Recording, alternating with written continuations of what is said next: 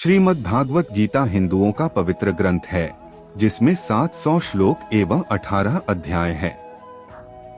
महाभारत के युद्ध के दौरान युद्ध के मैदान में अपने सगे संबंधियों को देख जब अर्जुन अपने कर्तव्य से विचलित हो गए थे, उस समय भगवान श्री कृष्ण ने अर्जुन को जो उपदेश दिए थे वही गीता है।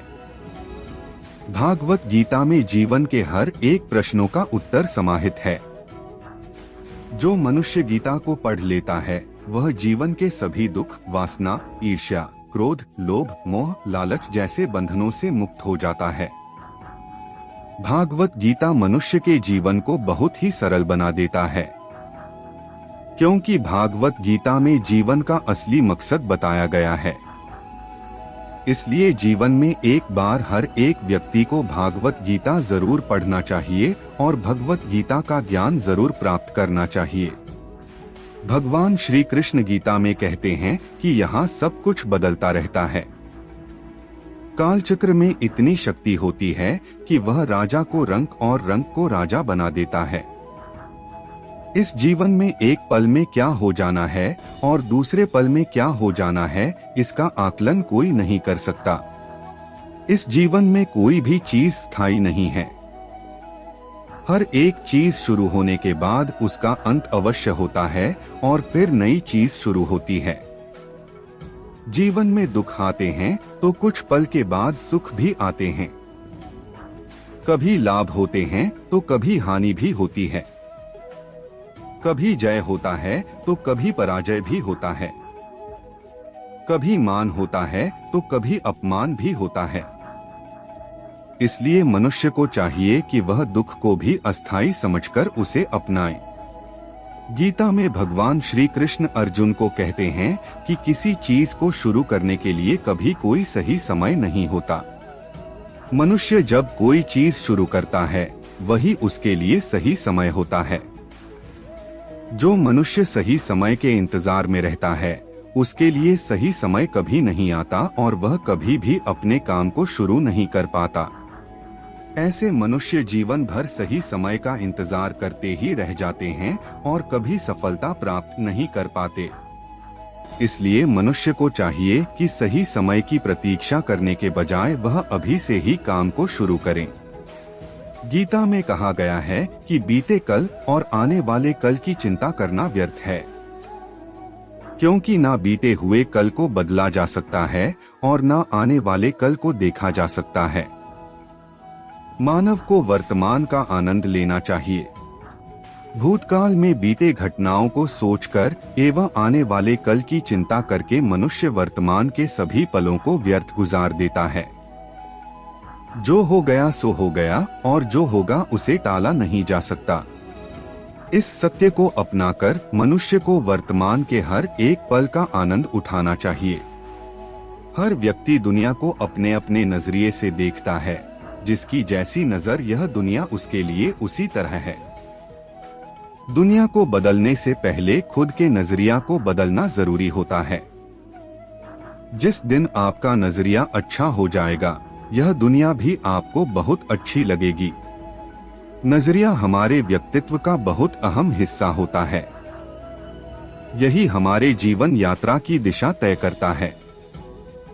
नजरिया सकारात्मक और नकारात्मक दोनों हो सकता है। नकारात्मक नजरिया होने से व्यक्ति केवल निराशा और दुख पाता है, लेकिन सकारात्मक नजर से व्यक्ति को यह जीवन बहुत ही सरल और सहज लगने लगता है। क्रोध मानव के विनाश का कारण होता है, क्योंकि क्रोध से भ्रम पैदा होता है और भ्रम से बुद्धि विचलित हो जाती है। क्रोध में मानव को कुछ भी आभास नहीं रहता है। क्रोध में मानव अपनों के प्रति भी गलत शब्द का प्रयोग करता है। गलत शब्द व्यक्ति को दिल से चोट पहुंचाता है, जो घाव कभी मिट नहीं पाता। वह समझ ही नहीं पाता कि क्या सही और गलत है। क्रोध उसे गलत राह पर ले जाती है। इसलिए मनुष्य को क्रोध पर काबू करके मन को शांत रखना चाहिए। युद्ध के परिणाम को सोचकर जब अर्जुन विचलित हो जाते हैं तब भगवान श्री कृष्ण उन्हें कर्म का ज्ञान देते हुए कहते हैं कि कर्म कर, फल की इच्छा मत रख। क्योंकि कर्म करना मनुष्य के अधीन है, लेकिन फल प्राप्त करना मनुष्य के अधीन नहीं है। मनुष्य अगर सच्चे दिल से और कर्म को धर्म समझकर कर्म कर रहा है तो उसे एक ना एक दिन कर्म का फल जरूर मिलेगा। जो मनुष्य फल की इच्छा रख के कर्म करता है वह सुख दुख के जाल में फंस जाता है, क्योंकि जब मनुष्य अपने कर्म से फल प्राप्त नहीं कर पाता तो दुख उसे घेर लेती है। फल की पहली चिंता करने से मनुष्य अपने कर्म को सही से नहीं कर पाता, लेकिन जो मनुष्य बिना फल की चिंता किए कर्म को करता है उसे फल अवश्य मिलता है और वही व्यक्ति ज्ञानी होता है। मन जिसके बारे में हम सुनते हैं लेकिन कभी देख नहीं पाते, क्योंकि मन हमारे शरीर का एक शक्तिशाली अदृश्य हिस्सा है। मन ही तो है जो मनुष्य में तरह तरह के भाव को उत्पन्न कराता है और मनुष्य उसी के अनुसार व्यवहार करता है। मन मनुष्य को अपने जाल में इस कदर फंसा के रखता है कि मनुष्य लाख कोशिश कर ले लेकिन वह अपने मन पर काबू नहीं पा पाता। मन काफी शक्तिशाली होता है, वह मनुष्य को अपने अधीन रखता है और हमारा मन हमें नाचना चाहता रहता है। मन मनुष्य को घमंड की मदिरा पिलाकर मदहोश करने की शक्ति रखता है। मन मनुष्य को जीवन के अंत तक अपने जाल से निकलने नहीं देता, जिस कारण मनुष्य सदा जीवन के मोह माया में व्यस्त रहता है। हर मनुष्य की आत्मा के अंदर परमात्मा का प्रकाश है और उस परमात्मा का साक्षात्कार करने के लिए मनुष्य को अपने मन पर नियंत्रण करना पड़ता है। एक बार मनुष्य मन पर काबू पाने में सफल हो जाए तो वह जीवन के मोह माया से बहुत आसानी से पीछा छुड़ा सकता है। मनुष्य का शरीर विनाशी है, उसका कोई अस्तित्व नहीं, लेकिन मनुष्य का आत्मा अविनाशी है। आत्मा कभी नहीं मरती, यह सदा अमर रहती है। आत्मा को ना कोई शस्त्र मार सकता है, ना कोई अस्त्र मार सकता है। कोई भी इंसान जन्म से नहीं बल्कि अपने कर्मों से महान बनता है। अपना काम हमेशा दूसरों के कल्याण को ध्यान में रखकर करें। फल की अभिलाषा छोड़कर कर्म करने वाला पुरुष ही अपने जीवन को सफल बनाता है। जो हुआ वह अच्छा हुआ, जो हो रहा है वह अच्छा हो रहा है, जो होगा वो भी अच्छा ही होगा। मेरा तेरा, छोटा बड़ा, अपना पराया मन से मिटा दो, फिर सब तुम्हारा है और तुम सबके हो। मन की गतिविधियों, होश, श्वास और भावनाओं के माध्यम से भगवान की शक्ति सदा तुम्हारे साथ है। धरती पर जिस प्रकार मौसम में बदलाव आता है उसी प्रकार जीवन में भी सुख आता जाता रहता है। लोग आपके अपमान के बारे में हमेशा बात करेंगे। सम्मानित व्यक्ति के लिए अपमान मृत्यु से भी बदतर है। मैं भूतकाल, वर्तमान और भविष्य काल के सभी जीवों को जानता हूँ, लेकिन वास्तविकता में मुझे कोई नहीं जानता है। मेरे लिए ना कोई घृणित है ना प्रिय, किंतु जो व्यक्ति भक्ति के साथ मेरी पूजा करते हैं वो मेरे साथ हैं और मैं भी उनके साथ हूँ। सफलता जिस ताले में बंद रहती है वह दो चाबियों से खुलती है, एक कठिन परिश्रम और दूसरा दृढ़ संकल्प। मैंने ही इस सृष्टि की रचना की है, मैं ही इसका पालन पोषण करता हूँ और मैं ही इस सृष्टि का विनाश अर्थात अंत करता हूँ। जब जब संसार में धर्म की हार होगी और अधर्म की विजय होगी, तब तब मैं इस संसार पर अवतार लूंगा। धर्म कर्म से होता है, कर्म के बिना धर्म की कोई परिभाषा नहीं है। हमारी आस्था की परीक्षा तब होती है जब हम जो चाहे वो हमें न मिले और फिर भी हमारे दिल से प्रभु के लिए शुक्रिया ही निकले। लोग अक्सर सच कहने से बचते हैं या डरते हैं, पर सत्य कभी छुप नहीं सकता और न ही कभी मिट सकता है। कितना भी छुपा लो पर सच तो उजागर हो ही जाएगा। अहंकार से इंसान की प्रतिष्ठा, वंश, वैभव तीनों ही समाप्त हो जाते हैं। आत्मा अमर है, इसलिए मरने की चिंता कभी मत करो। आत्मा का अंतिम लक्ष्य परमात्मा से मिलन होता है। सत्य कभी भी नष्ट नहीं हो सकता। मौन सबसे अच्छा उत्तर है ऐसे व्यक्ति के लिए जो आपके शब्दों को महत्व नहीं देता। नरक जाने के 3 द्वार हैं, काम, क्रोध और लोभ। कर्म करो और फल की इच्छा मत करो। समय कभी किसी के लिए नहीं रुकता।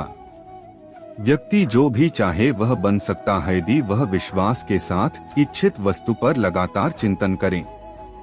मन की हलचल, होश, सांस और भावनाओं के माध्यम से भगवान की शक्ति सदैव तुम्हारे साथ है। शांत रहने से सभी दुखों का अंत हो जाता है और शांत मन मनुष्य की बुद्धि को शीघ्र ही स्थिर करने में और परमात्मा से मिलन करने में सहायता करती है। जो बात सच पर आधारित होती है उसे कहने, करने और मानने से हमें कभी नहीं डरना चाहिए। जो बात सच पर आधारित होती है उसे कहने, करने और मानने से हमें कभी नहीं डरना चाहिए। प्रेम सदा ही माफी मांगना पसंद करता है और अहंकार सदा ही माफी सुनना पसंद करता है। एक बार किसी को माफ करके अच्छे बन जाओ, लेकिन दोबारा उसी इंसान पर कभी भरोसा करके बेवकूफ ना बनो। धर्म केवल हमें रास्ता दिखाता है, परंतु मंजिल तक तो कर्म ही पहुंचाता है।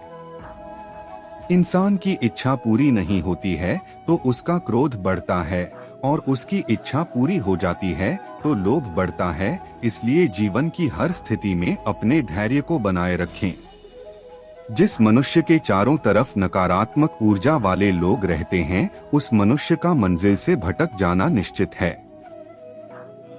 आज यदि आपके दिन बुरे चल रहे हैं तो कल अवश्य ही अच्छा होगा। आप केवल निस्वार्थ भाव से अपना कर्म कीजिए।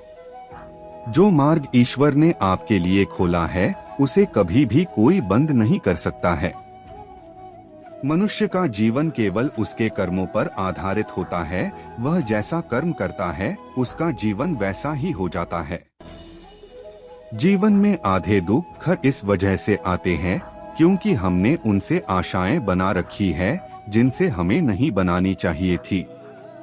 जिस मनुष्य ने अपनी जवानी में बहुत सारे पाप किए हो उसे बुढ़ापे में नींद नहीं आती है। व्यक्ति को उसके कर्म का फल उसी तरह ढूंढ लेता है जैसे कि कोई बछड़ा सैकड़ों गायों के बीच अपनी मां को ढूंढ लेता है। आत्मा ना तो जन्म लेती है और ना ही मरती है, ना ही इसे जलाया जा सकता है, ना ही इसको भिगोया जा सकता है। आत्मा अमर और अविनाशी है। संसार में कुछ भी स्थायी नहीं है। आत्मा शरीर को वैसे ही छोड़ती है जैसे मनुष्य अपने पुराने कपड़ों को उतारकर नए कपड़े धारण कर लेता है। व्यक्ति का सुख दुख, मान अपमान, लाभ हानि का एहसास करना मन की शरारत है। आत्मा का इससे कोई लेना देना नहीं है। जब यह संसार ही स्थायी नहीं है तब इस संसार की कोई वस्तु कैसे स्थायी हो सकती है। मैं इस संसार के सभी जीवों में विद्यमान हूँ। मैं चींटी में भी हूँ और हाथी में भी। संसार के सारे रिश्ते नश्वर हैं और केवल शरीर से जुड़े हुए हैं। जैसे ही व्यक्ति की मृत्यु होती है और आत्मा शरीर को छोड़ देती है, आत्मा का शरीर से जुड़े रिश्तों से कोई नाता नहीं रहता। मेरे तुम्हारे हम सबके कई जन्म हो चुके हैं, ना तो यह मेरा आखिरी जन्म है और ना ही यह तुम्हारा आखिरी जन्म है। वर्तमान परिस्थितियों में जो तुम्हारा कर्तव्य है वही तुम्हारा सच्चा धर्म है। मैं किसी व्यक्ति के भाग्य का निर्माण नहीं करता और ना ही किसी को कर्म फल देता हूँ। व्यक्ति या जीव के कर्म ही उसके भाग्य का निर्माण करते हैं। क्रोध मनुष्य का सबसे बड़ा शत्रु होता है।